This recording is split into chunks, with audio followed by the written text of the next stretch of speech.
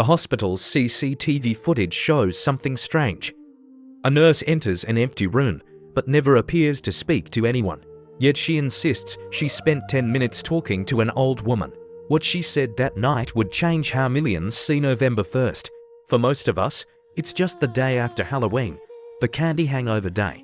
But for over 1 billion people around the world, it's something far more mysterious. All Saints' Day, the day when, some believe, the boundary between the living and the dead becomes thin enough to touch. This story begins not in a graveyard, but in a hospital. New Orleans, 2019, a humid night heavy with mist. Sarah Martinez, a trauma nurse from San Antonio, was covering an overnight shift. Practical, rational, not a believer in ghost stories. But that night, the world she knew cracked just a little. Around 14 a.m., she smelled something strange. Gardenias, her late grandmother's favorite flower. The scent was vivid, alive, like it had its own pulse. But there were no flowers, no air fresheners. No reason for it to be there. She followed the scent, down the corridor, past silent rooms. Room 412. An elderly woman lay sleeping peacefully. On her bedside table was a faded photograph, and Sarah froze. It was her grandmother, or at least, someone who looked exactly like her. Same soft eyes, same necklace, a silver cross with a ruby at the center. The woman opened her eyes, smiled faintly. "You look troubled, Mia," she said in gentle Spanish. Sarah's voice shook. "Who is that woman in the photo?" "That's my sister, Rosa," the old woman whispered. "She passed 6 months ago. She told me about a granddaughter, a nurse." Sarah's heart pounded. Her grandmother was named Rosa. "She said you wore a cross with a ruby, that you were stubborn but kind." The woman smiled. Almost knowingly, she said to tell you she's proud of you. Sarah blinked, and the scent of gardenias vanished. The lights flickered. The bed was empty. The photo was gone. The next morning, room 412 was listed as vacant. No patient, no record, no one admitted in weeks. Security footage, it showed Sarah entering the room alone, standing, smiling, talking to no one. That's where her story began, and where ours does too. For days, Sarah tried to convince herself it was exhaustion, hallucination, or grief. But every time she passed that corridor, the scent of gardenias returned. Not every night, only one, November 1st, All Saints' Day. That's when she began researching. What if she wasn't the only one? She found dozens of reports, nurses, priests, ordinary people, all describing similar encounters, messages from the departed. And the same date kept appearing, November 1st. In Guatemala, a man heard his late wife's voice, telling him where to find a lost wedding ring. In Spain, a priest found his candle relit after praying for a soul he'd never met. And in the Philippines, children claimed to see their grandparents sitting by the window, smiling. The stories spanned centuries. Some dismissed them, others believed. One researcher, Dr. Emily Chen from Boston University, had a theory. She wasn't studying ghosts, she studied memory resonance.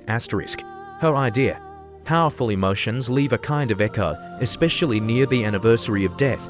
Faith, love, regret, they leave fingerprints in time. And All Saints' Day, she said, is the moment humanity listens hardest. Sarah wrote to her, sent the CCTV stills, the empty room, the timestamp. Dr. Chen replied with just 5 words, "I've seen this before, wait." That night, Sarah couldn't sleep. She walked through the empty hospital halls again. The air felt different, thicker, almost electric. Her footsteps echoed louder than they should have. She reached room 412 and froze. The door was open. Inside, the same bed was made, lights dimmed, and there on the nightstand was the same photograph. But this time, the frame was cracked, and beneath the glass, something new, a handwritten note. It said, "Faith doesn't end with death, it begins where fear ends." Her breath caught. She touched the note, and the paper felt warm. She turned, thinking she heard a voice tell her she's not alone. The lights flickered again, and the room fell silent. When she looked back, the note was gone. Only the scent of gardenias remained, lingering like a whisper of memory. But sainthood was never about perfection. It was about beginning again, after every fall. Saints were not untouchable beings. They were painfully, beautifully human. Some questioned their faith until their dying breath, yet they kept walking through the fog. Saint Francis struggled with fear and failure, but he found holiness in humility. Saint Joan of Arc wept the night before her trial, wondering if she had heard heaven wrong. Saint Peter denied his Lord 3 times, but love made him brave again. Their stories are not tales of glory, they are proof that grace begins where strength ends. And maybe that is what All Saints' Day truly means, not celebration, but invitation. An invitation to rise again, no matter how many times we've fallen. To choose kindness when it costs us, to forgive when it's undeserved, to keep faith when the light is gone, and still walk toward what we cannot see. Every saint carried both heaven and earth inside their trembling heart. And if you listen closely, you might hear them whisper, "You can too." For sainthood was never a title to win, it was a love story to live. And maybe it begins right where you are now. The fire that shaped them still burns, waiting for hearts that dare to believe. All Saints' Day, not the end of their story, but the spark of ours. The age of saints isn't over, it's hiding in plain sight. They no longer wear halos, but hospital badges and tired smiles. They wake before dawn to care for a loved one, or stay up late to listen to a friend. They forgive when the world says to hate, and hope when everyone else gives up. A nurse who prays for her patients after every shift. A teacher who believes in the forgotten child. A man who rebuilds his life after losing everything and still chooses kindness. These are not miracles for history books. They are miracles happening quietly today. Saints are not gone, they have simply changed their faces. And maybe ... one of those faces looks a little like yours. All Saints' Day is not about remembering the dead, it's about awakening the living. To remind us that holiness is not an ancient relic, but a daily choice.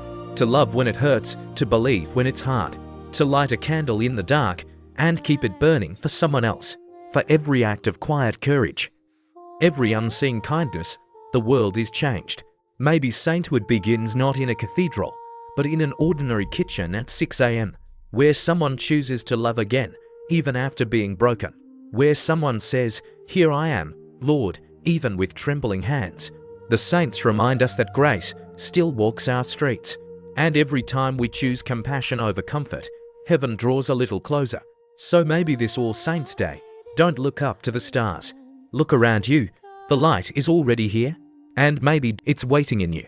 All Saints' Day is not about the past. It's about the next heart that says yes.